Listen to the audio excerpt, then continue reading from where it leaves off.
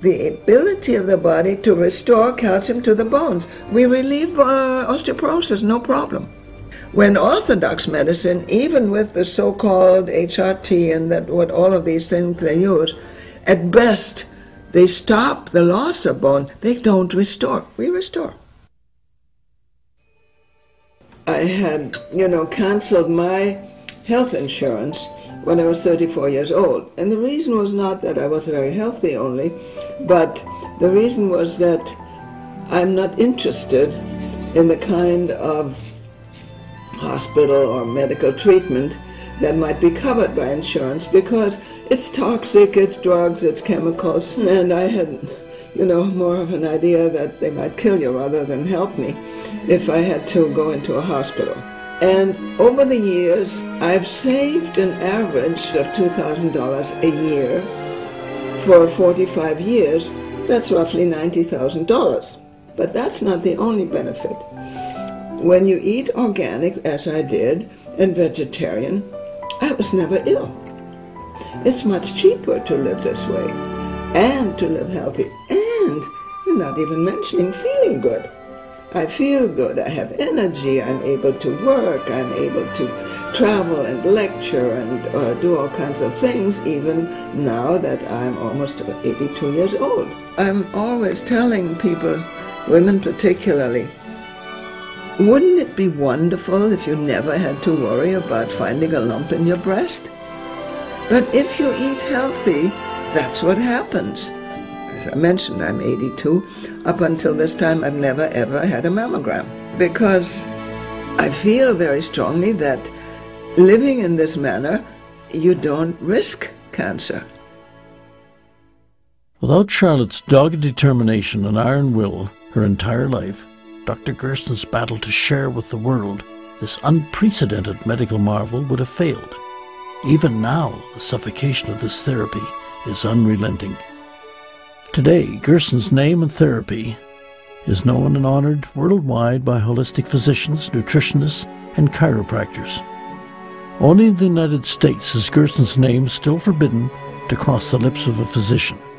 Fortunately for Charlotte, her family upholds her task and has contributed markedly to radiating information of the Gerson Therapy throughout the world. The Gerson Therapy is unequivocally the holy grail to curing cancer and maladies that now afflict most of mankind. Charlotte's son Howard is helping educate people around the world about the Gerson Therapy through a tax-exempt organization, as well as radio and TV appearances. He also authors feature stories for the bi-monthly Gerson Healing newsletter. Howard has recently completed an historical overview of his grandfather's life and work, and coordinates book signings with Charlotte, like this one at the Gerson Institute in Southern California. You can cure any disease, or you can just maintain good health. Thank you very much. My pleasure. Nice meeting you. Thank you. Okay.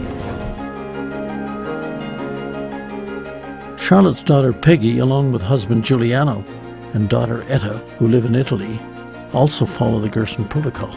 Etta, only 14, is already an accomplished violinist and donates her musical talents to benefits and lecturing programs that Peggy puts together in Europe. Giuliano, a poet, journalist, lecturer, and author, recently wrote his own tribute about Dr. Max Gerson's life, set as a novel.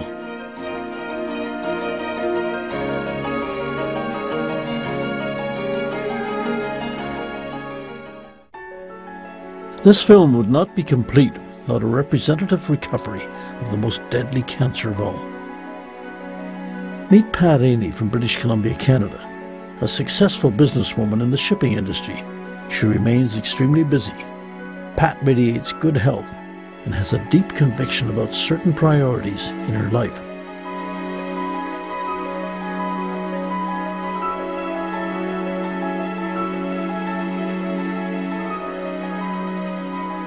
Pat took over her husband's shipping business after he passed away of lung cancer some years ago. Ironically, he developed cancer after Pat had recovered on the Gerson Therapy. But unlike Pat, he refused any kind of treatment from anyone. In 1986, I was diagnosed with pancreas cancer, which has spread to my liver, gallbladder, and spleen. The doctors told me I had 3 months to live, to go home get my finances in order and prepare to die. My husband just wouldn't accept it. I was only 46 at the time, far too young, so we kicked around thinking, oh well, it was such a blow that you just don't really start thinking for at least a month. And at the time I was throwing up mouthfuls of blood. I was on the therapy for 10 days. The bleeding had stopped, the pain had stopped. Came home, did therapy for 2 years. After 3 months, my doctors here wondered why I was still living. They asked me if I would have a CAT scan, which I did. The masses of cancer had gone. They said, I don't know what you're doing. We don't want to know what you're doing. Just keep doing it. The doctors at that time had said I would never live to see my second grandchild, which he is now 19 years old. So we proved them wrong. I have 4 grandkids now and a granddaughter, and last night they took me out. It was my 65th birthday party, and it was nice to have them all together as a family after. I hope they appreciate me. At the time I was fighting with pancreas cancer, we got a call from Michael Landon. You may remember him. He was from Little House on the Prairie. He had pancreatic cancer. They gave him 3 months to live, the same as they did me. He wouldn't go down to Mexico, but he started the Gerson Therapy at home with his family. He went on to the Tonight Show, and he looked wonderful. He said he felt wonderful. And the doctors, after seeing, I guess, him on the Tonight Show, tried to talk him out of doing the Gerson. So he went with the doctors and did some procedure that they thought would work, and he wouldn't lose his beautiful long hair. He phoned us after he did this treatment and said he knew that was the end, that he should have stayed with the Gerson. And there is no doubt in my mind that he would be alive today if he had stayed with the Gerson. Pat is of Hungarian ancestry and read with great interest and delight about a new Gerson hospital in Budapest, Hungary. This hospital is not your ordinary hospital. It is a medieval castle and is devoted to treating cancer or diseased patients with the Gerson Therapy exclusively. Finally, after 75 years and tens of thousands of healed people, the world at last is embracing this answer to cancer. Other hospitals are opening in Asia and Eastern Europe. The book of mankind's journey in history is a ride through profound darkness, despair, suffering, and indescribable sadness. But the story does not end there.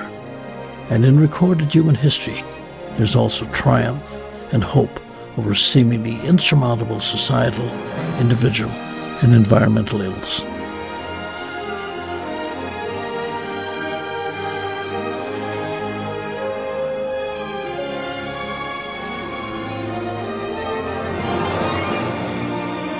As historians and scientists go back in time, from the fall of ancient Rome as a result of drinking water from leaded pipes, to the secrets of the distant past frozen in some of the world's greatest ice fields, we can see a traceable legacy of other cultures and life forms that have arrived and survived on Earth for tens of thousands of years.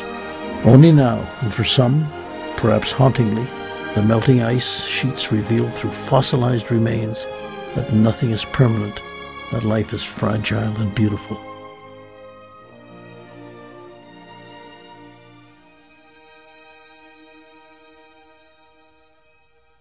Dr. Gerson, who was the first holistic physician in the United States, called his approach to medicine totality. He was a health ecologist. To draw the connection as Dr. Gerson did of the large-scale environmental challenges and the viability of life hinging essentially upon what we pour into our cups and place on our plates is so simple, yet profoundly hard to grasp, by modern medicine's modalities.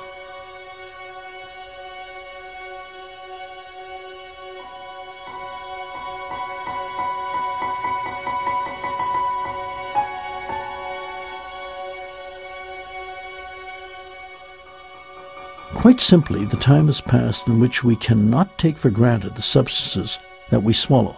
The purity and soundness of food has taken on a whole new meaning, and with every meal, we're either digging our own graves with the silverware or ensuring a healthy, productive life for not only us, but our progeny. The future of our children today is a mystery, and the future of their children is even more so.